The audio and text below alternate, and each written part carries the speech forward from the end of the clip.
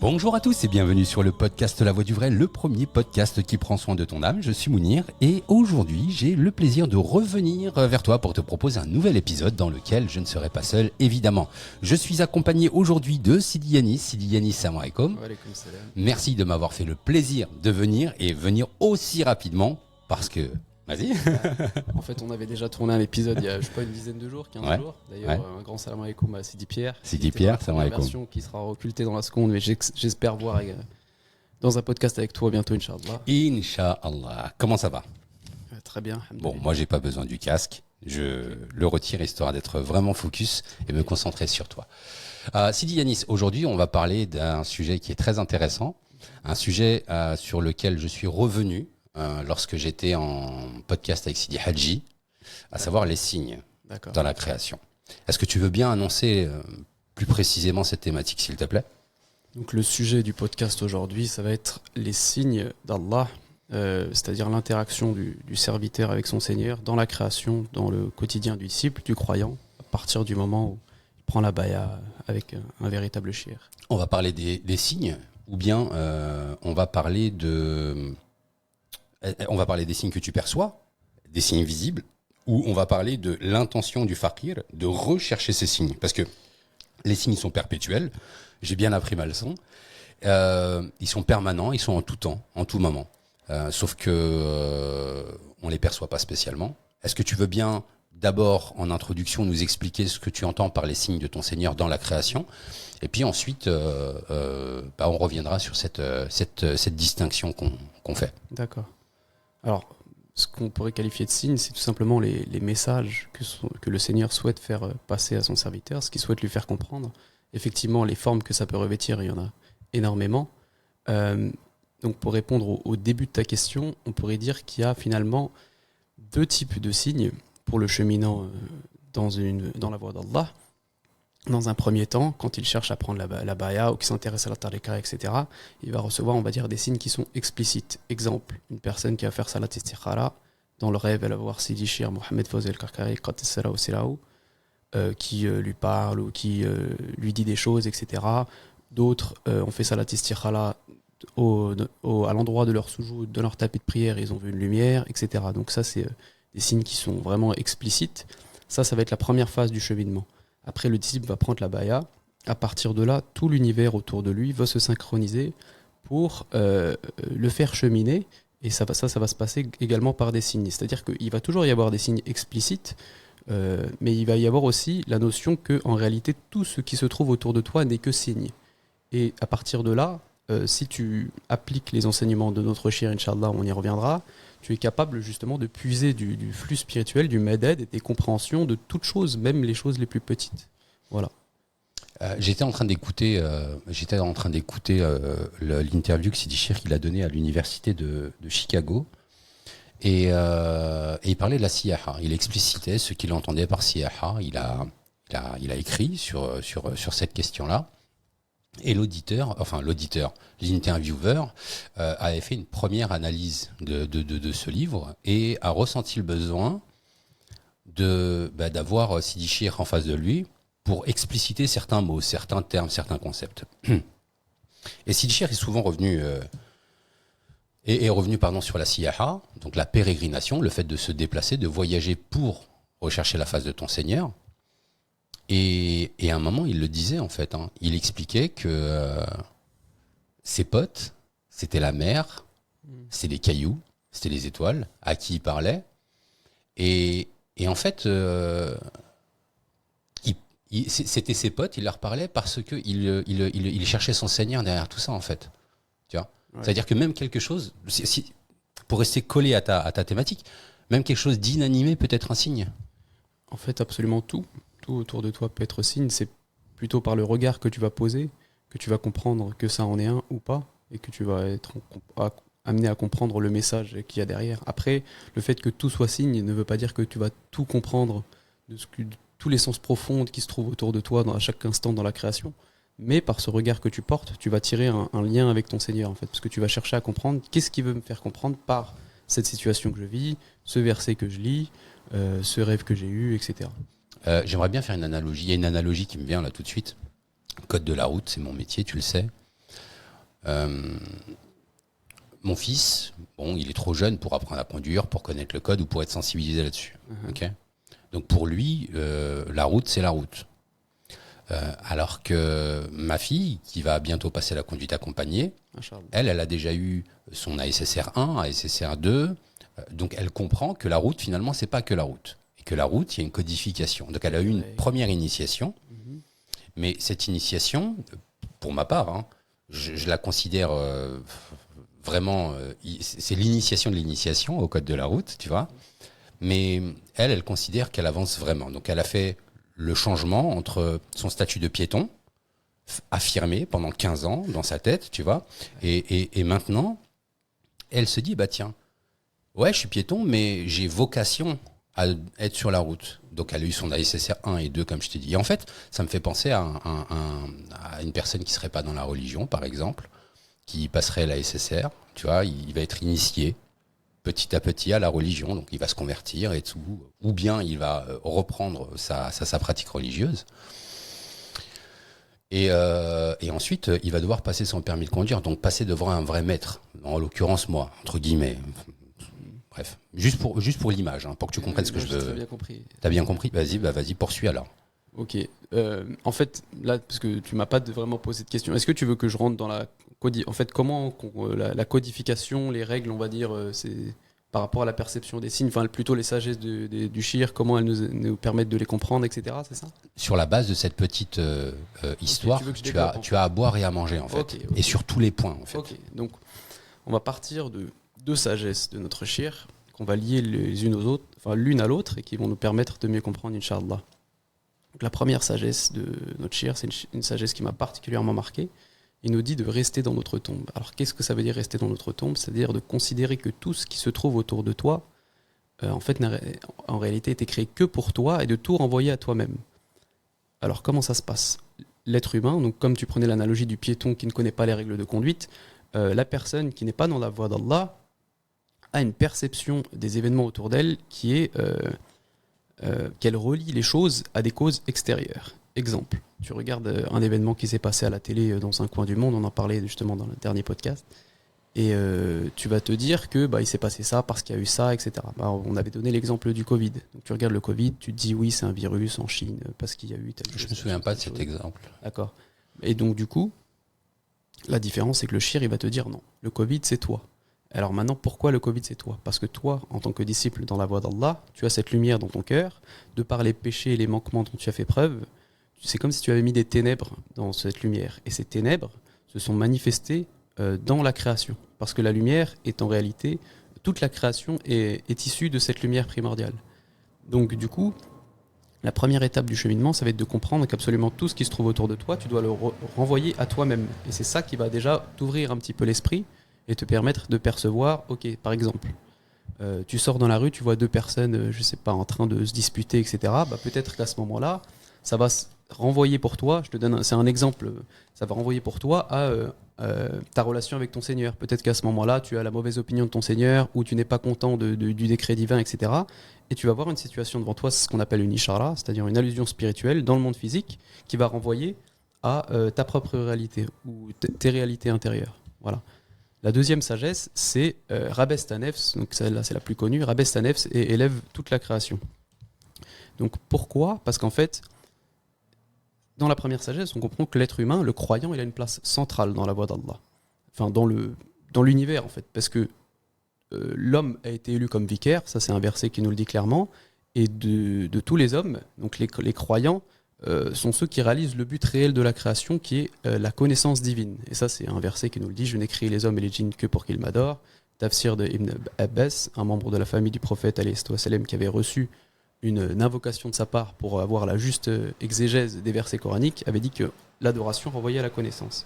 Donc à partir de là, la place que tu as en réalité dans ton univers, elle est centrale. Mais toi, comment est-ce que tu peux le percevoir, le goûter, etc. C'est justement en rabaissant ta nef, c'est-à-dire en te faisant plus petit que toute chose. Pourquoi ? Dès que tu avilis une chose en face de toi, ou juste que tu la banalises, en fait, tu es coupé du flux spirituel par lequel tu pourrais capter les messages de ton Seigneur. C'est pour ça que Allah nous dit par exemple dans le Coran, c'est pas un mot pour mot, mais c'est le début du verset nous dit Allah ne se gêne point de citer pour exemple quoi que ce soit dans la création, par exemple un moustique. Voilà. Et il dit, donc par exemple, les croyants, ils savent que c'est un message de leur Seigneur, et les mécréants, bon, je suis désolé, c'est pas du tout mot pour mot le verset, mais l'idée c'est celle-là. C'est-à-dire que de la plus petite chose, en réalité, tu peux tirer quelque chose. Ce que je vais faire, c'est que je vais te donner un exemple de mon cheminement spirituel pour que ça paraisse, pour que ce soit plus concret. Donc pendant les grèves qu'il y avait eu pour l'histoire des retraites, ça c'est pareil, je te l'avais cité dans le dernier podcast, je vais un petit peu me répéter, mais parce que je trouve que c'est un exemple assez percutant. Tous les jours quand je sortais de chez moi, j'habite à Paris, il y avait les poubelles qui n'étaient pas ramassées. C'est-à-dire que les poubelles s'entassaient. Une personne qui va voir ça d'un regard d'insouciance, c'est-à-dire sans appliquer les sagesses du shir, parce qu'elle n'est pas dans la voie d'Allah ou parce qu'elle est dans la voie d'Allah mais qu'elle est insouciante à ce moment-là, va se dire bah oui il y a des poubelles parce qu'il y a une grève et puis voilà, fin de l'histoire, quoi. Donc c'est ce qui m'est arrivé les premiers jours, et puis au fur et à mesure que les poubelles s'entassaient, je me suis dit là il y a quand même quelque chose, quoi. Mon Seigneur il m'a mis à cet endroit-là, il a fait en sorte que tous les jours je dois sortir de chez moi, tous les jours je croise ces poubelles-là qui s'entassent, c'est forcément qu'il veut me faire capter quelque chose par ça. Donc j'ai commencé à faire du dhikr, à essayer de réfléchir, etc. Et en fait, par le dhikr m'a ramené quelques heures plus tard à écouter un cours de Sidi Cher qu'un autre frère m'avait envoyé. Et dans ce cours, Sidi Cher parle du fait que quand tu as des problèmes dans ta vie, etc., tu dois toujours te tourner que vers Allah et d'en parler que à ton Seigneur. C'est-à-dire, tu te prosternes, tu fais des invocations, tout ce que tu veux, mais devant les gens, tu dois toujours dire Alhamdulillah, même si tu es malade, dis que tu es en bonne santé, si tu es pauvre, dis que tu es riche. Devant les gens, devant la création, tu dois toujours dire tout va bien. Et en fait, j'ai compris à ce moment-là que les poubelles renvoyaient à mes problèmes. Et mes problèmes, j'avais tendance à les étaler aux autres. Et justement, Sidi Cher dit que si tu fais ça, c'est ça qui empêche la situation de se régler. Par exemple, les 2 dernières fois où j'étais parti à la mosquée de Paris pour prier, j'avais croisé à chaque fois un frère différent de la Tariqa. Et dans une discussion de quelques minutes, je m'étais mis à me plaindre de telle ou telle chose. Et en fait, à ce moment-là, dans ma vie, j'étais bloqué par rapport à ça. Donc quand j'ai compris que c'était ça, les poubelles, c'était mes problèmes, je les étalais à tout le monde, donc les poubelles, tu les voyais partout dans les rues. Quand j'ai compris ça, j'ai commencé à le mettre en pratique. Directement, c'était pas le lendemain, c'était le surlendemain, les éboueurs, qui n'étaient pas passés depuis des semaines, sont passés et ont ramassé les poubelles. Et ça renvoie au verset dans lequel Allah nous dit nous vous montrerons certes nos signes dans l'univers et en vous-même, jusqu'à ce que vous sachiez que c'est cela la haqq, la vérité. C'est ça, c'est-à-dire que tout ce qui se passe en toi-même a un équivalent dans l'univers. Si tu corriges ce qui se trouve en toi-même, tu vas voir que ton univers aussi va changer. Si par exemple tu as un problème dans ta famille, avec tes enfants ou avec ta femme ou quoi que ce soit, c'est pas chez l'autre que tu dois chercher le problème. Tu dois comprendre pourquoi est-ce que mon Seigneur me met dans cette situation-là. Est-ce que c'est parce que je me suis éloigné de lui? Est-ce que c'est parce que j'ai des difficultés dans mes obligations quotidiennes ou juste dans mon lien avec lui, etc. Et tu vas voir que si tu corriges ça, si tu cherches par l'introspection à quoi ça renvoie chez toi, la situation, sans même parfois que tu aies à faire aucune cause, va se régler d'elle-même. Bon.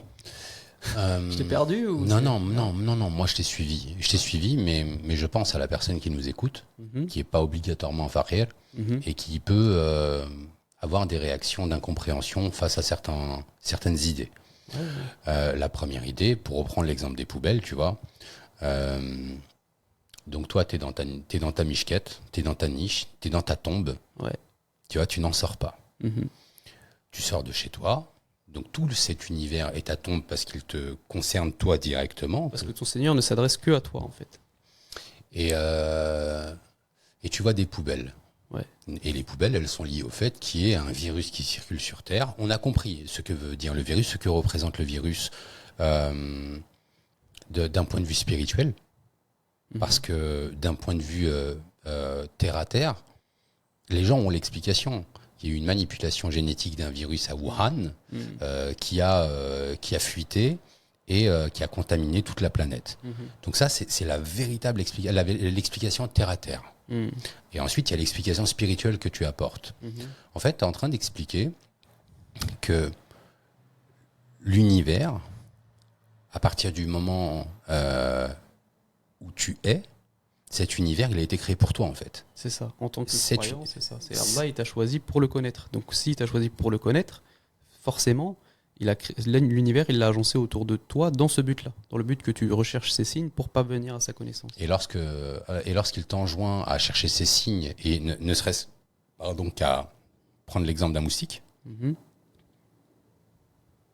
il est en train de te dire que même ce moustique en est un, Et que par définition, cette poubelle aussi. C'est ça, exactement. C'est-à-dire que quand tu regardes le Coran, tu vois que les signes qui étaient envoyés au peuple, c'était toujours des signes grandiloquents, tu vois. Par exemple, Moussa alayhi salam qui écarte la mer, tel peuple avec telle chose.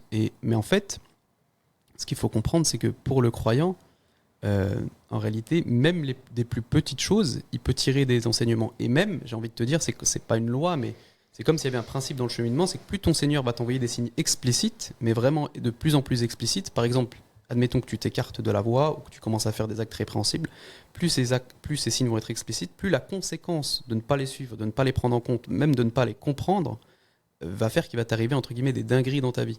Si tu regardes avec les peuples, c'est ça. Regarde, prends l'exemple de la table de la sourate, c'est la table service. Alors, si tu veux bien, on va rester sur le premier point parce que tu étais en train de finir sur une explication, mais là tu fais un parallèle et j'ai peur que tu te... Ok. Ouais, vas-y. Donc,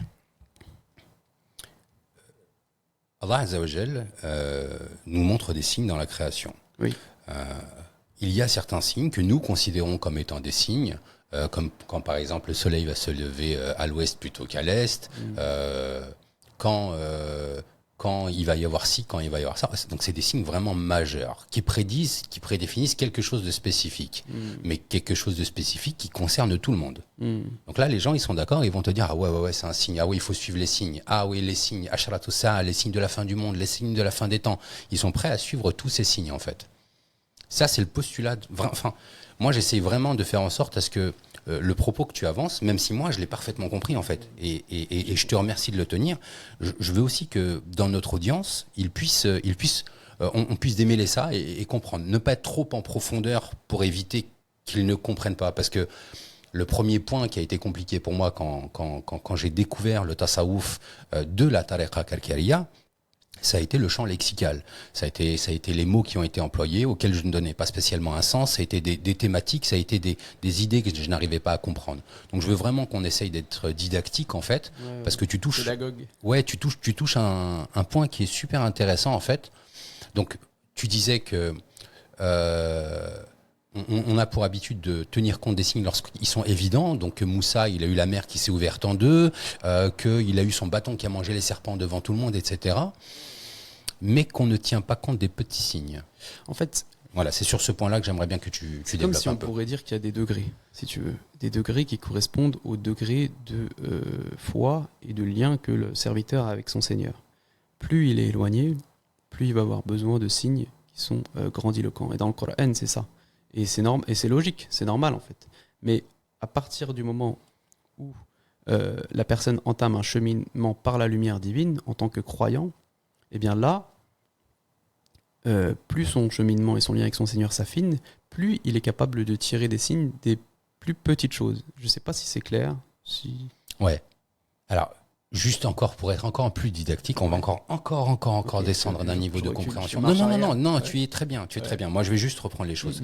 En fait, lorsque tu expliques que quand tu chemines avec la lumière, tu vois, pour toi, c'est une évidence, tu vois. Ouais, je vois. Et tu sais que pour moi, c'est une évidence, en fait. C'est ça, c'est que j'ai l'habitude de parler tout le temps quasiment avec des carcaris. Donc, en fait, on se rend pas compte, à force d'être dans cette bulle-là, on se rend pas compte que ce qu'on dit, ça peut, pour une personne de l'extérieur, ça peut être totalement... Ouais. Donc, en fait, Sidi Chir, lorsque tu prends la bay'a avec lui, il te donne accès à la vision de la lumière.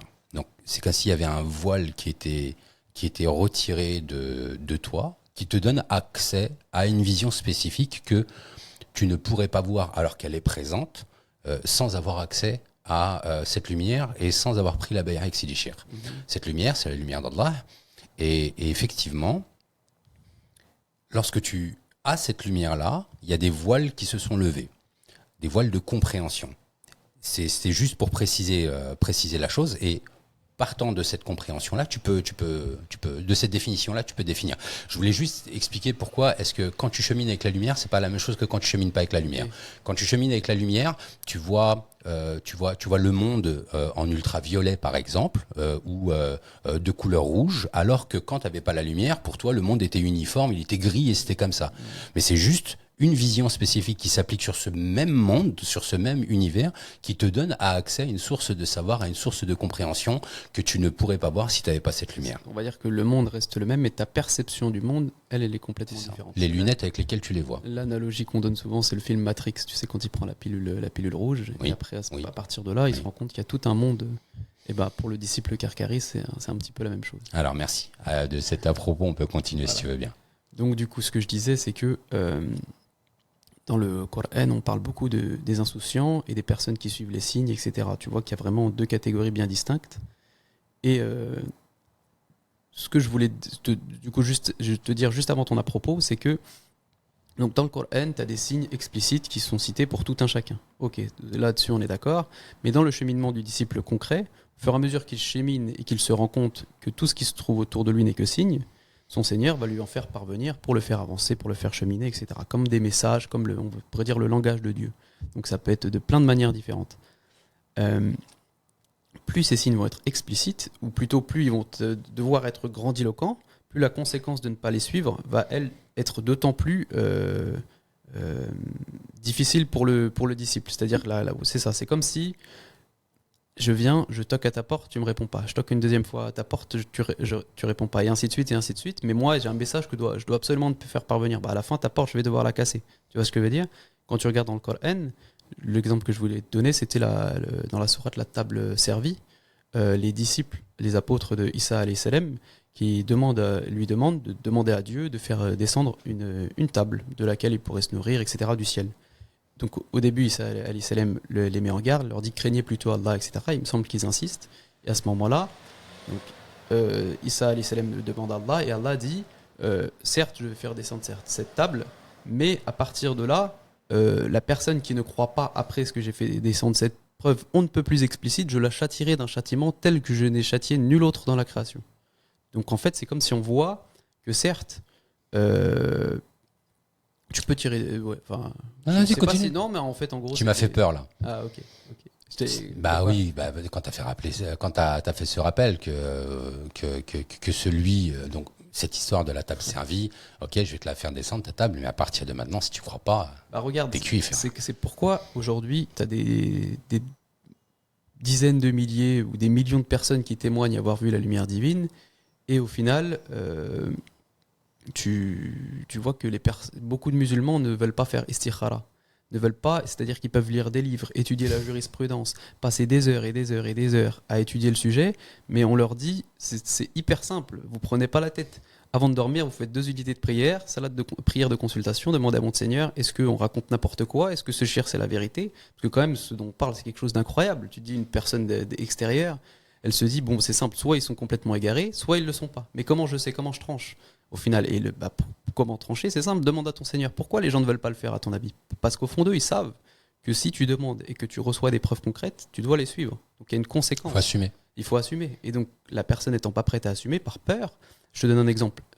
Admettons qu'un imam super connu en France voudrait rejoindre la tariqa. Il se dit quand même, il y a des hadiths explicites qui en parlent, des dizaines ou des centaines de témoignages. On a même un très grand juriste malikite en France. Enfin, si tu veux, il y a beaucoup d'éléments qui corroborent le fait qu'on ne raconte pas n'importe quoi. Voilà, même d'un point de vue extérieur. Mais le problème, c'est que si cet imam, il consulte son Seigneur, qui reçoit des preuves, après, les preuves, il va devoir les suivre. Mais s'il les suit, tout son entourage autour de lui, toutes les personnes qui le suivaient, si ça se trouve, il va perdre des dizaines de milliers de followers. Peut-être que ses revenus même, il les gagnait grâce à sa notoriété. Sa notoriété, il risque de la perdre. Il va tout perdre pour la vérité. Mais est-ce qu'il est prêt à faire ça? Allahu a'lam. Tu vois, donc c'est pour te dire que la preuve doit engendrer... Enfin, la preuve, les signes, plus ils sont forts, plus ils doivent engendrer un suivi. Et ça, le disciple, il le vit. Moi, ça m'est déjà arrivé dans mon cheminement.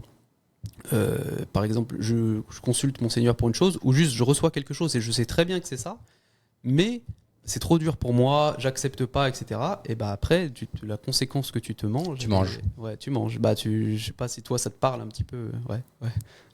Voilà. Tu vois de quoi je parle. Ouais, je vois de quoi tu parles. Il a mis un malaise là en 2 secondes. Ouais, effectivement, je vois de quoi tu parles. Ok. Bon, merci pour cet éclaircissement. j'ai plutôt envie qu'à partir de maintenant, tu commences à nous parler de ces fameux signes subtils, parce que tu viens de mettre en avant l'évidence, tu vois, l'évidence, tu vois. Mais j'aimerais qu'on parle maintenant de subtilité. On a abordé la mer qui s'ouvrait en deux, on a abordé le fait que tu fracasses ma porte, on a abordé le fait que une personne ayant un statut se rende compte que malgré un signe évident qui est salat istikhala, enfin la réponse à salat istikhala, tu vois, c'est une évidence, tu vois. Et même pas ça, les hadiths sont évidents, le Coran il est évident, tu vois. Ces gens-là ne veulent... Mais tout ça, c'est des évidences. Maintenant, j'aimerais qu'on s'intéresse un petit peu plus aux signes, mais qui sont subtils. Ceux que tu... Tout à l'heure, tu nous parlais des poubelles qui étaient devant toi. Il y a une subtilité derrière cette évidence visuelle, en fait. Il y a une évidence visuelle, mais il y a une subtilité spirituelle. J'aimerais que tu essayes de me parler d'autres signes comme ça, par exemple, sans spécialement raconter une grande histoire, comme celle du Covid, par exemple, mais nous expliquer, bah tiens, par exemple, est-ce qu'aujourd'hui, tu as vu un signe de ton Seigneur ? Que ce soit un majeur ou que ce soit un subtil.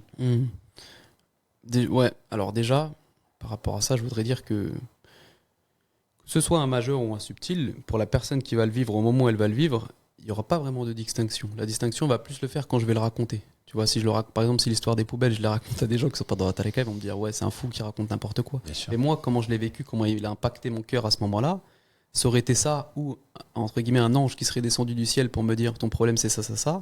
Bah, en fait, ça m'impacte de la même manière. Tu vois ce que je veux dire ? Donc en fait, il y a en apparence la subtilité du signe et la réalité de comment il impacte ton cœur, qui sont deux choses différentes. Tu vois ce que c'est comme un peu le storytelling, tu vois. Je sais pas, si tu prends par exemple parmi les compagnons, quand Abu Bakr il donne tous ses biens à Allah, etc., bah tu te dis pour lui ça devait être quelque chose d'extrêmement difficile, etc., mais tu sais pas réellement comment il l'a vécu à ce moment-là, tu vois. Si ça se trouve un jour il a juste, c'est une conjecture pure, c'est un exemple. Si ça se trouve un jour il a juste dû jeûner une journée et marcher le long d'une montagne, etc., et pour lui c'était plus dur que ce moment où il a dû tout donner, parce qu'à ce moment-là il était plongé dans la présence divine, dans le secret ou quoi que ce soit.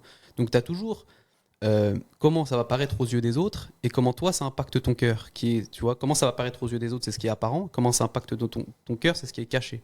Tu vois ce que je veux dire? Donc à partir de là, il n'y a pas vraiment de... C'est là où je voulais en venir, c'est que pour le disciple dans la voie d'Allah, il n'y a pas vraiment de petits ou de grands signes, il y a juste des messages de son Seigneur. Après, pour te donner un autre exemple, je réfléchis à ce que je pourrais te donner.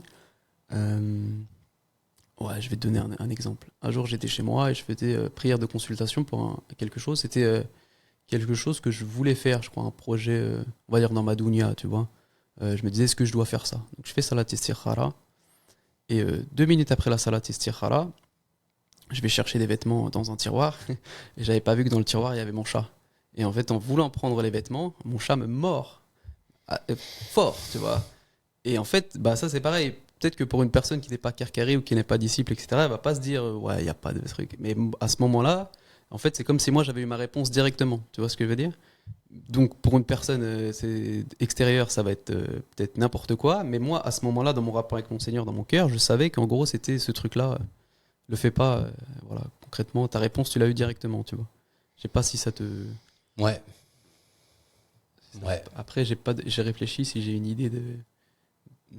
Ouais. Non, en fait, le but, c'est pas spécialement que tu défiles les différents signes qui se présentent à toi. Non, c'est vraiment de permettre à notre audience de comprendre, en fait, ce qu'il en est. Alors, moi, je vais aller dans ton sens, hein, évidemment. La vie, lorsque tu chemines, elle n'est pas identique à la vie lorsque tu ne chemines pas. Alors, quand je dis chemine, ça veut pas simplement dire quand tu es musulman.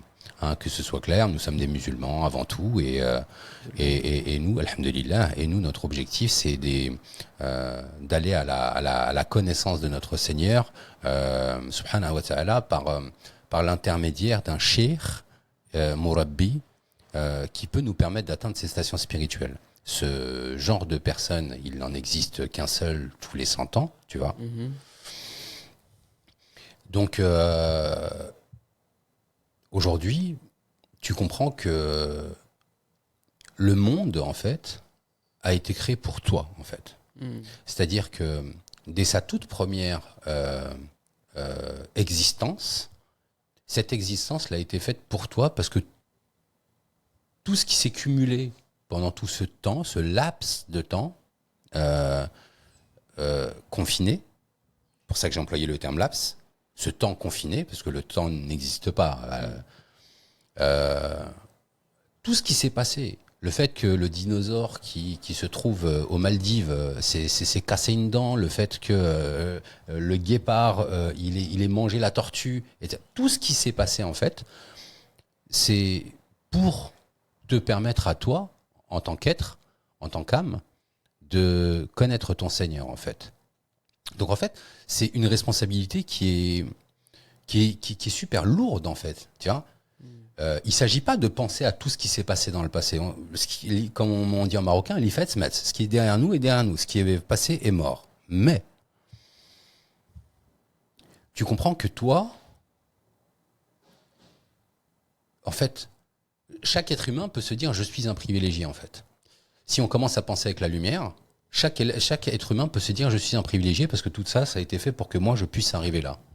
Bah, en fait, c'est pour ça qu'il y a tout un cheminement spirituel. Parce que certes, ok, Allah t'a choisi, il a déposé la lumière dans ton cœur, etc., etc. Mais ce qu'il ne faut pas oublier, c'est que c'est totalement par pure miséricorde. C'est-à-dire que c'est aucunement lié à un quelconque de tes actes. Et tout le cheminement, justement, parce qu'on te dit, reste dans ta tombe, donc renvoie tout en toi-même, mais en même temps, on te dit, rabaisse-toi. Et tu dis, mais c'est paradoxal. En même temps, je suis censé comprendre que j'ai une place centrale dans l'univers dans lequel j'évolue. Parce que mon Seigneur ne fait que me faire parvenir des messages, et en même temps, je dois me rabaisser. Et c'est pour ça qu'il y a tout un cheminement spirituel de la connaissance de l'âme, en fait. Parce que le disciple, en réalité, comment je pourrais... Regarde, on va partir du Coran. On va dire, il y a 3 visions, on va dire, du Coran. Tu as la vision, on va dire, Islam, Iman, Ihsan. Si tu prends la vision Ihsan, ça va être, on va dire, celle du shir. Tu lui donnes un verset, tu lui poses une question, lui va pouvoir te donner une explication détaillée du verset, avec même des détails inédits, etc. Parce que lui, il est totalement réalisé dans cette lumière. Donc c'est comme s'il pouvait, et c'est un comme si de Edeb, de convenance, il plongeait dans cette lumière et il voit à cette époque-là comment ça s'est passé, ce qui s'est passé, etc. Ensuite, tu as la version Iman. La version Iman, c'est la version du disciple, la version du croyant. C'est-à-dire que les versets du Coran renvoient en réalité à des réalités de la nefs, de l'âme humaine. À partir du moment où la lumière a été déposée dans le cœur du disciple, il va commencer à traverser ces différentes réalités. Exemple, avant la tarika, peut-être que tu étais musulman, peut-être que tu étais assidu dans ta prière, etc. Et toi, tu te voyais comme une certaine personne donnée. Un musulman, peut-être mashallah, etc., etc. Et un tel, eux, c'était des mécréants, eux, c'était des hypocrites. Et toi, tu avais une version de toi figée. À partir du moment où tu chemines, tu te rends compte que c'est pas comme ça. Pourquoi ? Parce que Allah dit, nous avons certes créé d'une âme unique. C'est dans la sourate Nisa, il me semble, le premier verset. C'est-à-dire une seule âme. C'est-à-dire que l'ensemble des caractéristiques de l'être humain sont réunies en réalité dans une seule âme. Et à partir du moment où il t'a donné la lumière, ça c'est un autre verset qui dit qu'il t'a sorti des morts aux vivants, et avec cette lumière, tu marches dans les gens. Dans les gens, c'est-à-dire dans les réalités de l'ensemble de l'humanité. Donc forcément, tu vas découvrir en toi qu'il y a les aspects les plus ténébreux. Tu vas découvrir de la mécréance, tu vas découvrir de l'hypocrisie. Donc à partir de là, cette notion de privilégié, en fait, elle va plus avoir de sens. Parce que tu te rends compte que, en fait, à partir du moment où tu vois tous les ténèbres qui se trouvent en toi, tu n'es pas dans une vision de privilégié, tu es plutôt dans t'es dans une vision où tu sais que tout ça, tu l'as eu que par miséricorde. Et même, tu finis par réaliser tellement ton indigence que juste le fait d'aller faire tes ablutions, tu vois que c'est une miséricorde en réalité. Je vais te donner un exemple concret. Dans le Coran... J'allais te dire pas la peine, comme si on était tous les deux. Mais si, c'est la peine, vas-y. Okay. Dans le Coran, par exemple, on va entendre parler de meurtriers. Donc dans l'âme humaine, tu sais qu'il y a des meurtriers. Le disciple, dans son cheminement spirituel, on a dit qu'il traversait les différents aspects de l'âme. À ce moment-là, il va forcément goûter à un moment de son cheminement à cette réalité-là. Parce que sinon, ce serait trop simple. Il verrait une personne, il se dirait « ouais, moi je suis pas comme ça, etc. » Non, il faut qu'il goûte au fait qu'il a ça en lui. À un moment précis de son cheminement, son Seigneur va lui faire goûter cette réalité-là. C'est-à-dire, il va pas passer à l'acte. Le disciple Pierre Carré, il va pas se mettre à tuer des gens du jour au lendemain, mais il va goûter au ressenti de ce dernier, aux émotions de ce dernier, aux impulsions, aux pulsions de ce dernier, pour qu'en fait, il réalise réellement qu'entre lui et cette personne, il n'y a aucune différence. La seule différence, c'est la miséricorde que son Seigneur a fait dans le fait qu'il n'est pas passé à l'acte. Et c'est pareil pour le mécréant, et c'est pareil pour l'hypocrite, et un tel, et un tel, et un tel. Voilà. Alors que le point de vue du Coran, du point de vue du musulman, c'est qu'en fait, il va se voir comme une personne confinée et il va pas voir les différents versets comme des différentes facettes de lui-même. Tu vois ce que je veux dire ? Donc déjà, le rapport à l'univers, il est complètement différent. Voilà. Je sais pas si ça te. Je sais même plus c'était quoi ta question. Non, mais c'est pas une question. Non, c'est pas une question. C'est vraiment un échange. Non, c'est vraiment pas ça. Ok. Alors, à partir du moment où tu as compris, où tu sais, tu as découvert qu'il y avait des signes dans la création, des signes majeurs ou des signes mineurs, mais pour le croyant, ces signes sont identiques parce qu'ils ont une vocation à transmettre une indication, à transmettre Un message. un message, une sagesse, un secret. Mhm. Euh, comment est-ce que tu perds pas la tête en fait? Parce que si l'univers est une création Mhm. et que cette création sont des signes pour toi, Mhm. comment tu fais pour rester dans ta tombe en fait? Parce que tu employais rester dans ta mishkat. Non, tu as dit ta tombe tout à l'heure. C'est l'expression que tu as C'est employée. l'expression, ouais. C'est Ouais. une des sagesses de Ouais. Sicile. Mais comment tu fais pour rester dans ta tombe en fait? Comment tu fais pour ne pas perdre la tête en fait? Parce que C'est-à-dire pour pas parce que tout l'univers en fait, constamment être dans un truc de ça, c'est des trucs. c'est de la psychose. Ah oui, ok, j'ai compris. Ok. Justement, moi, pendant une partie de mon cheminement, quand j'ai commencé à comprendre ça, je suis un peu parti dans, entre guillemets, cette erreur-là. C'est-à-dire de chercher à tout interpréter, tout surinterpréter. Tu dis, mais attends, il y a des signes partout, donc peut-être que ça envoie ça. Et après, tu vois une plaque d'immatriculation sur une voiture, tu te dis, ah oui, ça renvoie à la sourate truc. Tu vois. Et après, je dis pas, peut-être qu'il y en a qui cheminent comme ça, etc. Moi, ce que j'ai compris, c'est que ça marche pas comme ça. Et en fait, c'est plus que dans ton cheminement, à un moment, il va se passer une situation dans ta vie. Et cette situation, naturellement, on pourrait dire intuitivement, tu vas capter qu'il y a quelque chose, un message de ton Seigneur dans cette situation. Donc tu vas zoomer, te concentrer sur cette situation. Et pas constamment, toutes les 2 minutes, être en train de te dire ça, c'est ça, ça, c'est ça. À partir du moment où tu vas faire ça, par le dhikr, tu vas recevoir une inspiration.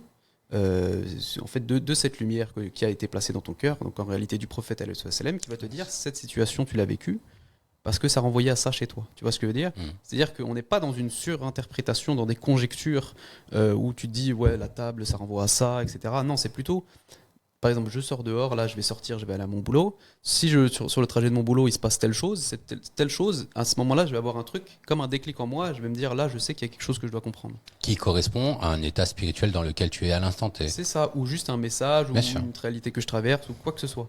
Et à partir du moment où je vais méditer, à ce moment-là, Inch'Allah, la réponse par rapport à cette situation-là va me parvenir. Comme par exemple par rapport à un verset. Bah, les versets, je sais pas, il y en a des milliers, tu vois. Comment tu vas faire? Chaque verset, enfin, tu peux pas partir dans une parano où tu vas te dire, vas-y, ce verset-là, ça doit vouloir dire ça, je passe à la suite, je passe à la suite, je passe à la suite. Tu vois, on n'est pas dans un truc de la quantité, on est dans un truc de la qualité et du lien avec ton Seigneur. Exemple, tu lis les versets, à un moment, tu as tel verset qui va te marquer plus qu'un autre, tu vas dire, tiens, mais pourquoi il me marque plus qu'un autre celui-là? Je vais essayer de réfléchir, je vais essayer de faire du dhikr, je vais essayer de comprendre. Et parfois, c'est l'évidence. C'est ça. Et Parfois, ça te saute aux yeux comme ça. C'est ça. Et parfois, tu vas pas comprendre. Et des semaines plus tard, tu vas comprendre parce qu'il te faut tout un cheminement, toutes tes expériences pour comprendre que, etc. Tu vois. Voilà. Comment ne pas devenir paranoïaque. Et ça peut être un risque. Ouais, en fait, c'est clair. L'idée, c'est vraiment que. Et tu peux même te tomber dans des pièges là-dedans. Parce que quand excuse-moi, je t'ai coupé. Vas-y. En fait, j'allais juste dire, quand tu surinterprètes les choses, moi, c'est ce qui m'est arrivé. C'est une erreur que j'ai fait un moment dans mon cheminement. En fait, je me suis rendu compte, dès que je partais dans de la surinterprétation, ça allait toujours révéler une maladie dans mon cœur. Exemple, il se passait quelque chose qui faisait qu'à un moment, j'allais avoir la mauvaise opinion de mon frère. Ou plutôt, j'allais interpréter des choses de manière à ce que j'ai la mauvaise opinion de lui. Un autre moment, c'était je voulais telle chose de la dunya et tout ce qui me parvenait, je l'interprétais de cette manière-là. Tu vois, en fait, c'était juste pour révéler des choses qui se trouvent dans mon cœur. Ça, c'est une interprétation par la nefs, par l'âme, par la conjecture. On va dire l'âme ténébreuse. Et ensuite, tu as la descente lumineuse qui ça te parvient par la lumière, qui te dit tu es en train de faire du dhikr, tu réfléchis à telle chose, et là, tac, tu sais que ça, c'est ça. Et ça impacte ton cœur, et à ce moment-là, tu as une certitude vis-à-vis de la chose. Donc, c'est deux modes de pensée qui sont totalement différents. Tu vois, le prophète, alayhi salam, on disait qu'il était ummi, c'est-à-dire qu'il était. La traduction littérale, c'est illettré, mais c'est dans le sens, en fait, il était tel qu'il était quand il est sorti du ventre de sa mère. C'est-à-dire qu'il n'avait pas d'interférence, de conjecture, de parce que j'ai lu tel livre, je vais associer telle chose à telle chose, etc. En fait, on n'est pas dans un intellect discursif. On est dans la vérité lui parvient et elle sort de sa bouche. Voilà. Super intéressant. T'as encore un petit peu de temps? Oui. Bon, j'arrive en retard, mais allez, Non, c'est pour mieux vaut l'éviter. C'est super. C'est super. Sidi Yanis, moi j'aimerais bien te poser une question qui est de prime abord assez simple, mais si on se base sur la discussion qu'on vient d'avoir, ou sur la petite discussion qu'on vient d'avoir, c'est une discussion qui peut avoir beaucoup de sens. Je t'ai posé cette question tout à l'heure. Je te la repose parce que j'ai pas eu de réponse. Ou en tout cas, j'ai eu une esquive plutôt qu'une réponse. D'accord. Ah bah, Donc là, j'aimerais avoir une réponse. Il y a des signes qui ont attiré ton attention dans la création ces dernières 72 heures? Je t'ai dit aujourd'hui tout à l'heure, mais bon, je conçois que ça puisse être compliqué. Bah là, en ce moment, je lis le Coran. Moi, j'aime beaucoup lire le Coran en français et essayer de comprendre à quoi renvoie tel verset chez moi, tu vois. C'est comme ça que je tiens beaucoup de liens avec mon Seigneur. Donc là, j'ai des choses qui me viennent. Je suis en train de lire la sourate Youssouf. Tu sais, le début de la sourate Youssouf avec ses frères qui le jettent dans le puits, etc. Et donc, j'ai des compréhensions qui me viennent par rapport à ça. Mais en fait, c'est tellement personnel et tellement intime que il faudrait déjà que je fasse un effort de comment ce truc-là, je peux le faire comprendre à une large audience, tu vois. Parce que là, par exemple, si je te dis que Youssouf alayhi salam, j'ai compris que ça renvoyait à telle facette chez moi, ses frères, ça renvoie à ça, ses frères, ça renvoie à ça. Mais c'est des trucs, c'est tellement dans le détail et des trucs tellement précis que les gens, ils comprendraient pas. Tu vois ce que je veux dire? Parce qu'il faudrait et ensuite, une lexicologie, entre guillemets. Donc ça, par exemple, si je te dis que Youssouf alayhi salam, ça renvoie je te dis, au shir intérieur. Qu'est-ce que c'est que le shir intérieur? Il faudrait que je te passe dans une explication du shir intérieur. Qu'est-ce que c'est? Et ses frères. Et je te dis que Yacoub alayhi salam, son père, ça renvoie au cœur. Mais qu'est-ce que c'est? Mais le cœur, ça renvoie à quoi? Parce que dans le cœur, t'as entre guillemets une multitude de divinités. Tu dois te tourner vers ton... Tu vois, ça part dans tous les sens. Donc là, ça va être difficile de dézoomer. C'est comme si ma compréhension, elle était à la phase embryonnaire, où moi, je comprends pour moi, mais je suis pas encore capable de l'expliquer bien à un public. Donc voilà. Ouais. Et tout ça, ça te fait avancer? Tout ça, ça me fait avancer, c'est ça. Et en fait, c'est incroyable parce que tu vois vraiment quand tu goûtes à cette présence, tu vois ton univers qui s'articule autour de tes compréhensions. Tu vois, par exemple, hier, à un moment, je lisais le Coran et je suis parti dans un truc de rafla dans ma tête, dans mes pensées et tout. Et à ce moment-là, un numéro a appelé sur mon téléphone au boulot. Il décroche et il me dit qu'il cherche la maison du whisky. Et en fait, à ce moment-là, tu vois, le truc sortait de nulle part. Mon boulot n'a rien à voir, c'est pas la maison du whisky, je vous rassure.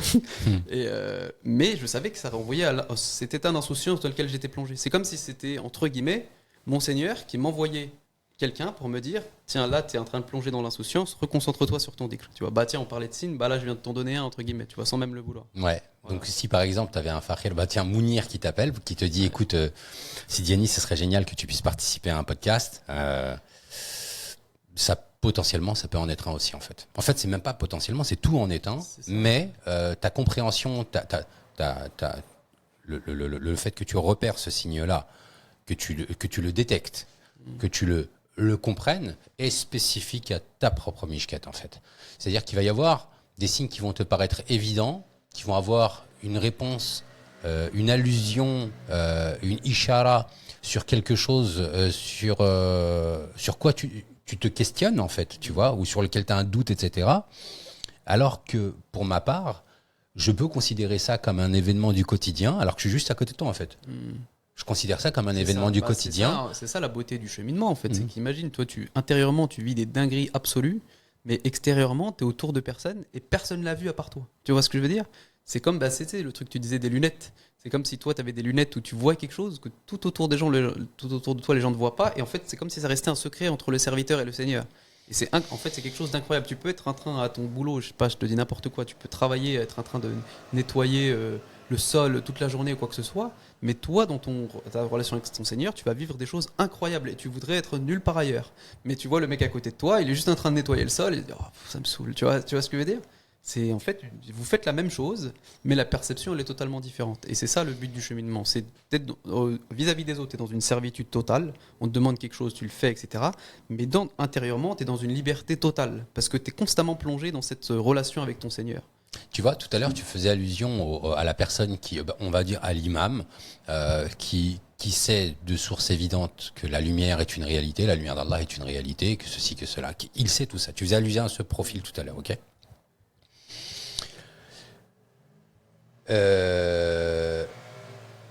Du coup, j'ai oublié. C'était quoi ta dernière phrase en fait à toi? Je disais que tu peux être dans la servitude totale avec les autres, donc extérieurement. Ah oui, ça y est. Voilà, pardon, ça y est, je m'en souviens. Ouais, ça y est, ça fait longtemps.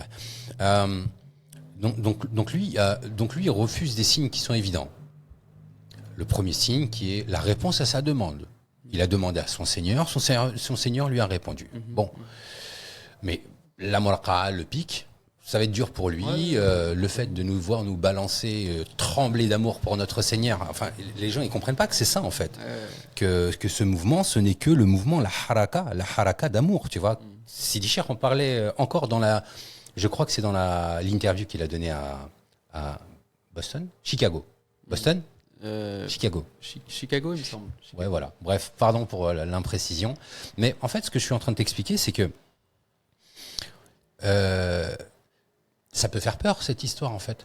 Parce que des signes, t'en vois tout le temps. En fait, dès que tu chemines avec la lumière, tu peux interpréter des signes, tu peux voir des choses comme étant des signes qui vont répondre à des questions qui sont liées à toi, des questions qui sont liées aux autres, des questions qui sont liées à ton créateur, des questions qui sont liées à toutes les questions qui te passent par la tête. Mais si tu as suivi le premier signe, à savoir, tu as fait ça la tistikhara, parce que tu comprenais pas pourquoi est-ce que les vidéos de la tariqa kalkalia étaient tout le temps sur ton fil d'actualité. Tu comprends pas comment ça se fait.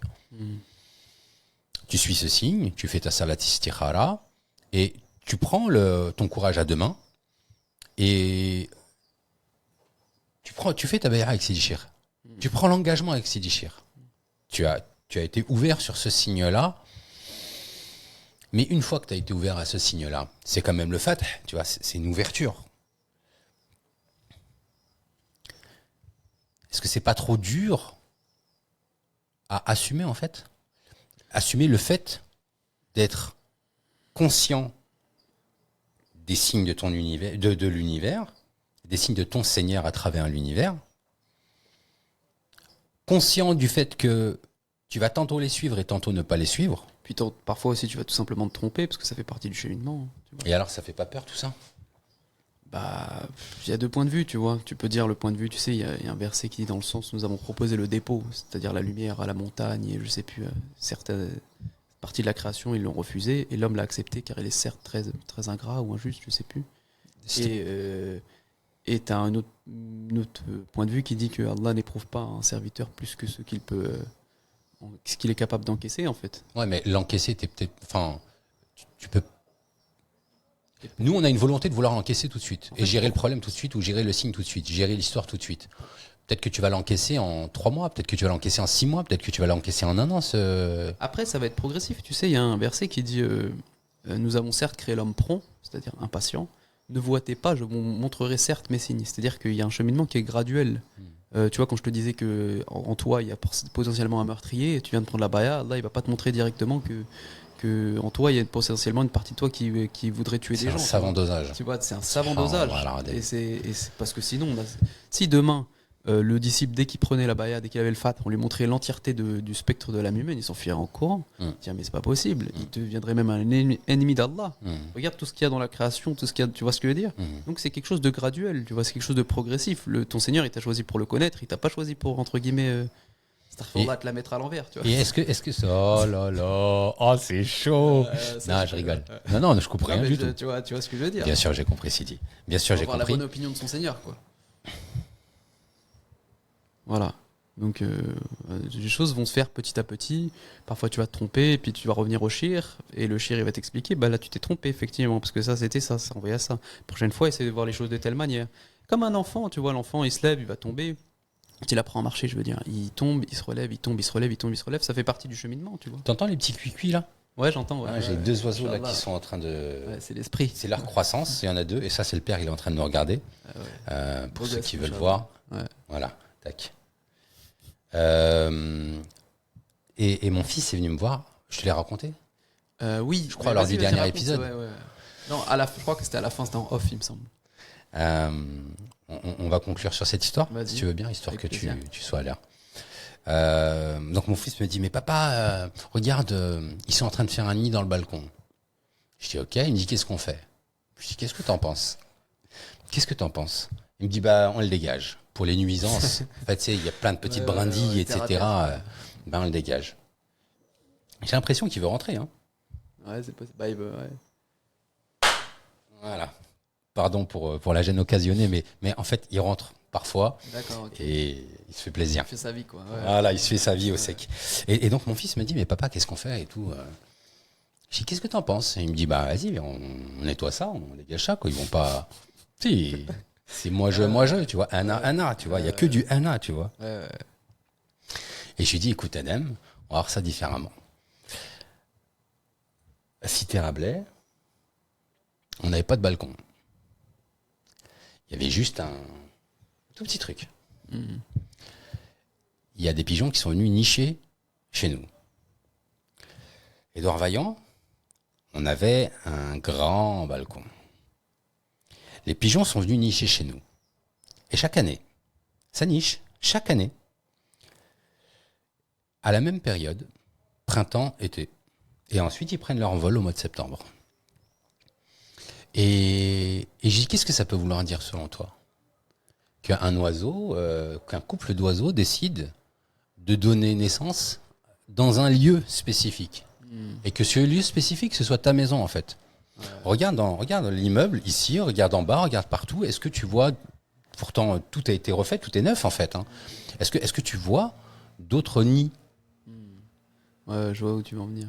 Vas-y, où est-ce que je vais en venir ? Non, mais enfin, je veux dire, il y a quelque chose de spécial, il y a quelque chose en tout cas à comprendre. Après, franchement, sur le coup, je serais pas capable de donner. Mais parce que tu n'es pas concerné par ce message. Ouais, mais c'est ça. Du coup, c'est plutôt ma question, c'est plutôt toi, Mounir. Ah, bah, qu'est-ce que tu en as tiré ?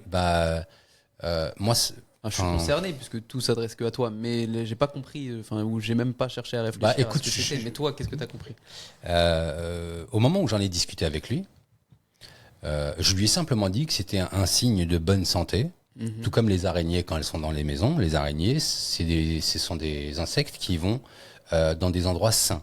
C'est-à-dire que si ton appartement il était plein d'humidité, plein de ceci, les araignées elles viendraient pas chez toi. Ou il y aurait peut-être un certain type. Okay. Mais une araignée, en fait, par exemple, si tu vas dans mes toilettes, mais si tu vas dans mes toilettes, tu verras que tout en bas à droite, il y a une petite araignée qui se balade. Et pareil, tout en haut, et ça se balade. Et moi, je les retire pas, je les laisse en fait. Okay. Je les laisse parce que en fait, elles ont toute la planète pour faire ça. Elles donnent naissance. Elles sont en train de donner vie chez toi. Et là, c'est pas un message spirituel que je suis en train de délivrer, tu vois. C'est pas un message spirituel sur la base du cheminement spirituel dans lequel je suis et par la lumière. C'est pas ça. Là, j'essaie vraiment de me mettre terre à terre. Il se passe ça. Et tu remarques que c'est une constante. Est-ce que ça aurait pu se faire à côté ? Complètement. Est-ce que ça aurait pu se faire en dessous ou au-dessus ? Mais complètement. Mais pourquoi ça vient toujours chez toi ? Et là, t'as pas besoin de lumière, en fait. Enfin, t'as pas besoin de lumière. N'importe qui est capable de voir ce signe-là ou d'avoir une indication sur ce que ça pourrait vouloir dire. Tu vois ? Donc, ça va être la seule explication que je vais donner. Je vais pas expliquer ce que ça voudrait dire d'un point de vue personnel et spirituel parce que je suis encore dedans en fait et ça en dit long de mon point de vue sur des interrogations que j'ai actuellement, sur une situation que je vis actuellement, sur beaucoup de choses en fait, tu vois. Donc pour l'instant, je vais pas répondre à ta question, mais je te dis juste que si j'avais simplement été un être humain normal, si t'avais pas été un ovni. Ouais. Si j'étais pas un ovni, tu vois, je serais content que ça arrive chez moi. Et toi ? Bah oui, moi aussi. Ça me paraît plutôt un bon signe. C'est le cycle de la vie, quoi. Machallah. Machallah. Sidi Anis ? Attends, je vais écouter. On nous entend bien ou... Ouais. Oui. Chers auditeurs, c'est ainsi qu'on va mettre un terme à cet épisode, cette discussion. C'était vraiment super sympa. Mais j'ai l'impression que tu m'entends pas là. Tu m'entends ? Si, je t'entends. Mais c'est bizarre. Moi, j'ai pas un bon retour. Ah non, moi je t'ai bien entendu. Et là, on est bon. Pendant tout le podcast, tu m'as bien entendu ? Bon, cher auditeur, vous voyez comment est-ce que ça se passe. Hein. Le but du jeu, c'est que ce soit simplement des discussions entre nous, tu vois. N'hésitez pas à laisser vos commentaires si vous avez des questions. Le podcast, il va être intégralement visible sur la chaîne YouTube de la Tariqa Kerkaria. Il va y avoir des extraits qui vont être diffusés sur le compte TikTok La Voix du Vrai, @La Voix du Vrai, où vous tapez simplement LVDV et vous accéderez directement au compte. Sidi Yanis, je te remercie encore pour ta réactivité. Je te remercie encore pour ta présence. C'était une discussion qui était très intéressante et à la limite, je l'ai jugée un petit peu moins intéressante que la dernière fois. D'accord. Je trouvais que la dernière fois, il y avait plus de Dalchibi, d'écho aussi en moi en fait. Ouais. Ça produisait plus d'écho en moi. Est-ce que c'est le fait qu'il y avait Sidi, Pierre en même temps qui faisait que la discussion... lui aussi, on a beaucoup à dire par rapport à ça. Si un jour tu veux l'inviter pour parler de ce sujet. Mais moi je veux inviter tout le monde. Ouais. Donc toi aussi Fakir, vous aussi les Fokara, même vous les auditeurs. Enfin voilà, c'est chez moi que ça se passe, il n'y a pas de problème quoi. On est là pour parler d'amour, on est là pour parler de religion, on est là pour parler de la lumière d'Allah. Et on est là pour cheminer chacun notre tour. Donc toi, Fakir, t'hésites pas. Franchement, tu viens. On se fait notre petite discussion. Tu as fait ta petite vidéo pour la voix et tout se passe bien. Et toi, cher auditeur, t'hésites pas à partager, à liker. Et si tu veux que, si tu as envie d'intervenir, le micro est ouvert. Il n'y a aucun problème là-dessus. Merci à tous pour votre attention. Sidi Yanis, je te remercie infiniment. Il est 13h moins 2 minutes. Ça, on va le faire. Tu vas être à l'heure, Inch'Allah, bi'idnillah. Merci pour cet épisode qui était très intéressant, même s'il était moins profond que la dernière fois. Il en demeure pas moins très intéressant, tu vois. C'est pas une critique négative. Ah non, bah, pas du tout. Moi, Comment t'as vécu cette discussion? C'était intéressant. Moi, ça m'a plu. Alhamdoulilah, c'était bien. C'est bien. On peut raccrocher. Alors, il nous reste plus qu'à il ne nous reste plus qu'à quand on doit arrêter quelque chose. À couper? Non, ouais, mais non. Tu veux que je te fasse la phrase de la fin? Voilà, c'est ça. Alors, et nous terminerons par la plus belle des salutations. Non, t'es un peu en avance. Je suis un peu en avance. J'y vais. Et nous terminerons par la plus belle des salutations, celle-ci et celle de l'islam. Assalamu alaikum wa rahmatullah et wa barakatuh. Wa alaikum salam wa rahmatullah, barakallahu fik. Merci à tous de votre attention. Je vous donne rendez-vous pour un prochain épisode très prochainement. Salam alaikum. Alaikum salam.